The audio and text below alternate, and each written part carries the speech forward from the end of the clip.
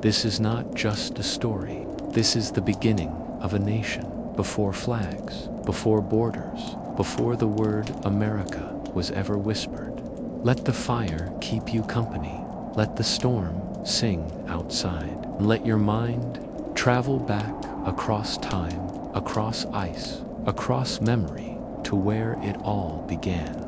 Once upon an American nation, when the land first breath long, before the word America danced on the tongues of explorers, long before parchment claimed dominion over rivers and forests, and long before iron marked its path across hills and valleys, there was only land, not empty, not waiting, but full, breathing, moving, remembering. It was a world of deep silence and roaring wildness, a place without borders or flags, where time curled like smoke from a winter fire, and names were not written but sung into wind and stone. It was around 12,000 years before the Common Era, near the twilight of the last ice age. The world was colder, heavier, wrapped in glaciers like great sleeping beasts. These glaciers weren't still. They groaned, cracked, and shifted. They sculpted mountains and carved out lakes, pressing their memory into the bones of the continent. But between them, where now the ocean churns, lay a forgotten bridge, Beringia, a 1,000-mile span of frozen earth and windswept grasslands. Not a narrow crossing, but a continent of its own. There, where Siberia and Alaska once kissed, a highway of life connected to ancient worlds. It was here that the first humans to walk North America began their journey. Not in conquest, not in haste, but in rhythm, with hunger, curiosity, and spirit.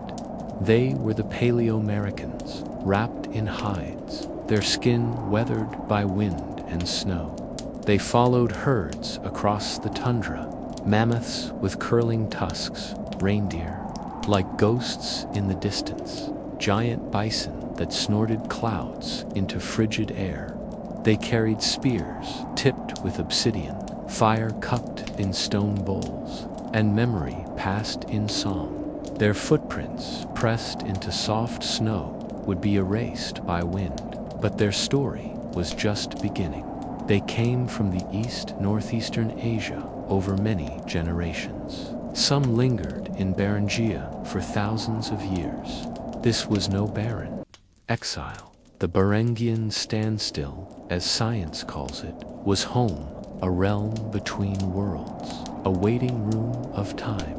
Families lived among the grasses and tundra, hunted together, raised children beneath wide skies, and watched the glaciers slowly, stubbornly recede. When finally a narrow corridor opened through the icy heart of the continent, they walked south, not all at once, but slowly, carefully, step by step, and before them stretched a continent untouched by human footprints. A garden wild and immense, forests stretched like endless cathedrals of pine and birch. Rivers raced and curled like silver threads sewn through the earth. Mountains rose like sleeping gods, their peaks shrouded in snow and mist. The air was alive with the calls of birds and beasts. Ancient horses galloped across plains. Giant sloths lumbered through saber-toothed cats watched silently from shadowed trees, and into this world came the first wanderers. They moved with the seasons, followed the stars, made homes near water and shelter. They knew the language of wind and snow, the migration of animals, the rhythms of sun and moon. They honored the hunt with ceremony, buried their dead with reverence, and marked sacred spaces with stone and memory. By 10,000 BCE, human presence spread from Alaska to Patagonia, in the forests of Canada, in the deserts of Nevada, on the windswept cliffs of Chile, they left traces, tools shaped with precision, fire pits circled with stone, red ochre burials, bones wrapped in care. The oldest among them, Monteverde, nestled in the green embrace of southern Chile. Whispers of human life stretching far beyond what we once believed possible in the north. The Clovis people carved flint into spearheads, wide, sharp, elegant, and left them behind like breadcrumbs across a vast and changing land. From New Mexico to Nova Scotia, their presence was bold, ingenious, and swift. But these early people were not just hunters. They were observers. They read the sky like scripture.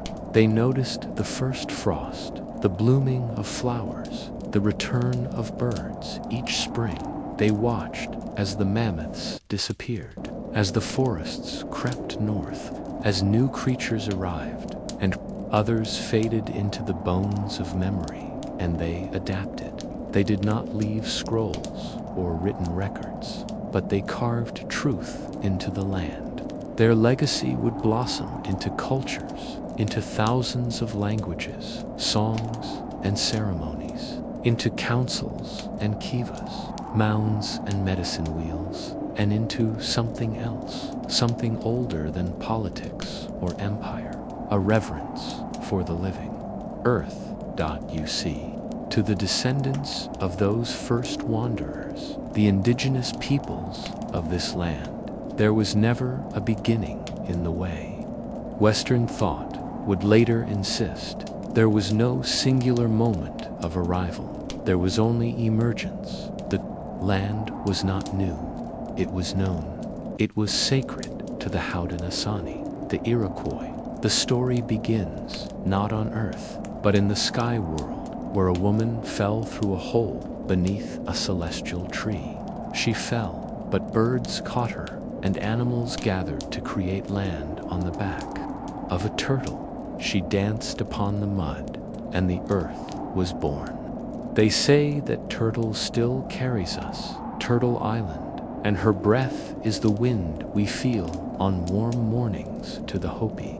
The people did not fall, but rose, climbing from one world to the next, through realms of trial and forgetting, guided by Casinas, masked and radiant. They emerged into this fourth world through the Sipapu, a sacred hole in the earth.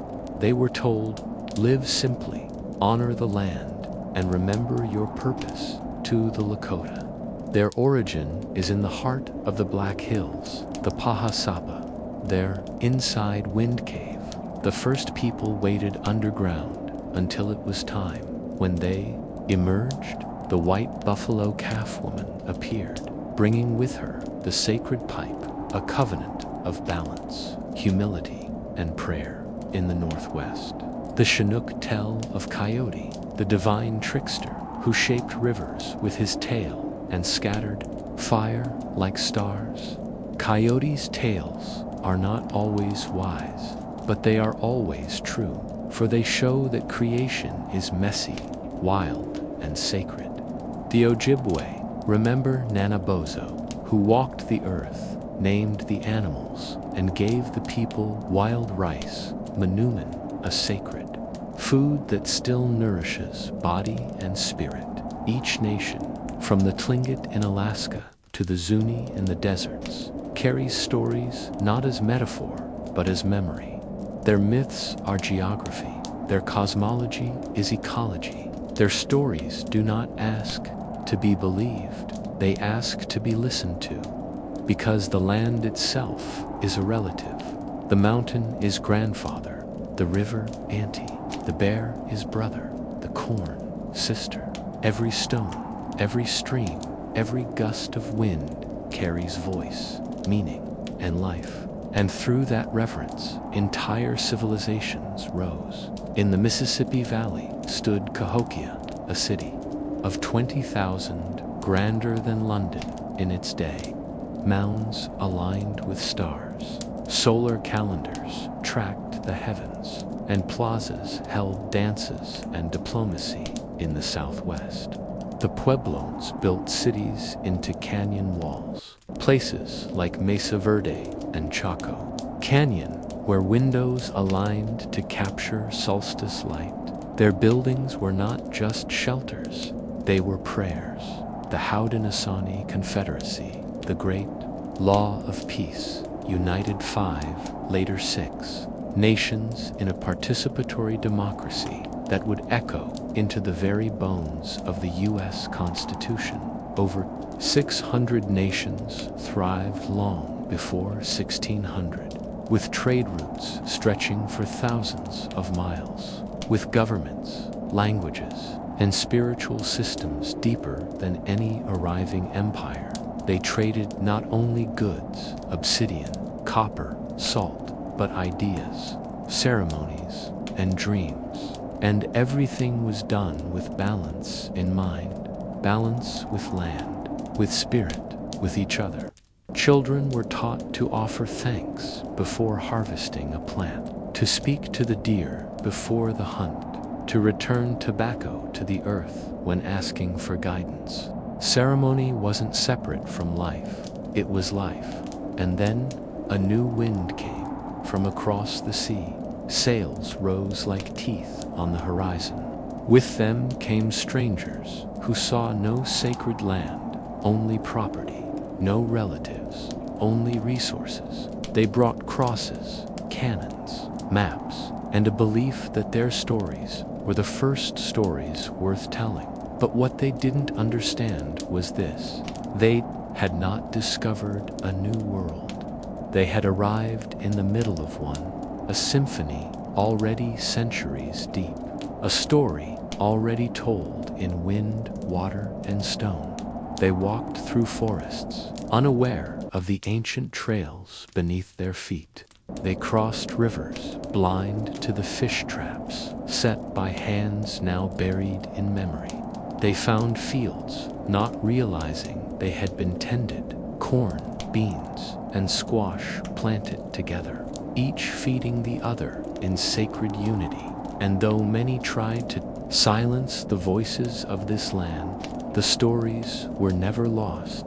They survive in whispered prayers and powwow drums, in beadwork passed from grandmother to granddaughter, in languages once nearly lost, now spoken again with pride, even now, in the hush of a canyon or the hush of snowfall on pine needles. You might hear it, not with your ears, but with your bones. The breath of Sky Woman, the hum of 1,000 footsteps across ice, the song of Nanabozo, the laughter of Coyote, the heartbeat of a land that remembers. Because before there were borders, before there were wars, before there were stars on flags, there were fires in the dark, there were feet in the snow, and there were stories in the wind, and the journey of a people was just beginning.